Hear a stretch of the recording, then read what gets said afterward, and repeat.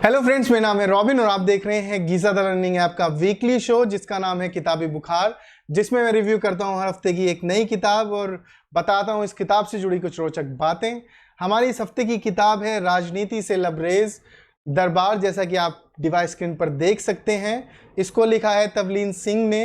315 pages की इस किताब को मैंने पूरा पढ़ा और पढ़ने के बाद के जो मेरे एक्सपीरियंसेस हैं वो मैं आपके साथ शेयर कर रहा हूं। तो शुरुआत करते हैं इसके लेखक से। जैसे कि लेखक का नाम मैंने बताया, तवलीन सिंह। वो पेशे से एक पत्रकार है और साथ ही साथ लेखक भी हैं। उन्होंने कुछ और किताबें भी लिखी हैं। हाल फिलहाल में 2020 में उनकी एक किताब आई जिसका नाम है मसीहा मोदी। हम आगे आने वाले एपिसोड्स में उस किताब का भी रिव्यू करेंगे। फिलहाल कर लेते हैं इस किताब की बात, और आगे बढ़ने से पहले एक वाकया इनकी फैमिली से जुड़ा बताता हूँ। इनके एक बेटे हैं आतिश तहसीन, जो खुद भी एक जर्नलिस्ट हैं। 2019 लोकसभा चुनाव से पहले उनका एक आर्टिकल टाइम्स मैगजीन में छपा था जिसमें मोदी को इंडियाज डिवाइडर इन चीफ बताया गया था, जिसके बाद होम मिनिस्ट्री से इनके पास एक नोटिस आया और इनको विदेशी बताकर इनकी भारतीय नागरिकता रद्द कर दी गई थी और साथ ही साथ इनके भारत आने पर भी बैन लगा दिया गया था इस आर्टिकल के बाद।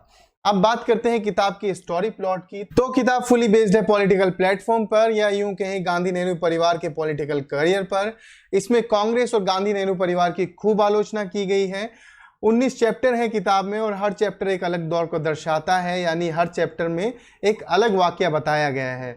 अब बात करते हैं किताब की कहानी की। तो कहानी की शुरुआत होती है राजीव गांधी के फ्यूनरल से और फिर ये कहानी हमें लेके चलती है लेखक की अर्ली लाइफ में, क्योंकि लेखक खुद एक काफ़ी समृद्ध परिवार से रही तो उनकी सराउंडिंग हिंदी से ज़्यादा इंग्लिश की रही और इसी के चलते इन्हें अपने देश में रहकर भी स्पेशली हिंदी सीखनी पड़ी और किस किस तरह की चीज़ों का सामना करना पड़ा जर्नलिज्म के दौरान, वो बताया है। उसके बाद ये किताब हमें लेके चलती है 1975 के इमरजेंसी के दौर में, एक इमरजेंसी जिसके चलते इंदिरा गांधी को बहुत सारी आलोचनाओं का सामना करना पड़ा और 1977 में के इलेक्शन में उन्हें हार का सामना भी देखना पड़ा।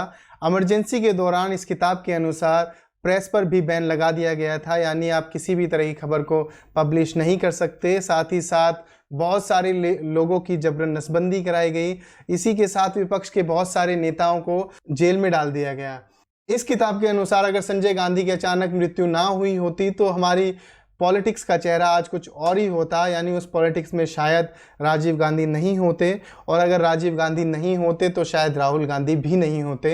इंदिरा गांधी के बाद अगर किसी को सक्रिय बताया जा रहा था तो वो थे संजय गांधी, लेकिन संजय गांधी की अचानक मौत के बाद इंदिरा गांधी को गहरा धक्का लगा और उनके असैसिनेशन के बाद वंशवाद के चलते राजीव गांधी को पॉलिटिक्स में आना पड़ा।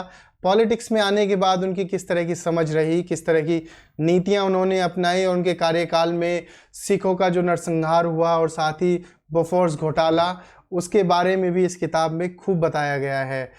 और इसी के अलावा कश्मीर से जुड़े मुद्दे, सोनिया गांधी का पॉलिटिक्स में आना, ऐसे बहुत सारे वाक़या इस किताब में बताए गए हैं जब आप इस किताब को पढ़ेंगे।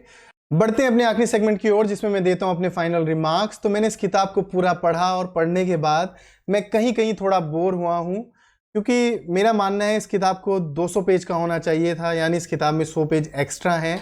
कुछ बातें ऐसी लिखी गई हैं, अगर वो ना भी लिखी जाती तब भी ये किताब काफ़ी इंटरेस्टिंग रहती, यानी किताब को बढ़ाने के लिए इसमें कुछ बातें एक्स्ट्रा लिखी गई है।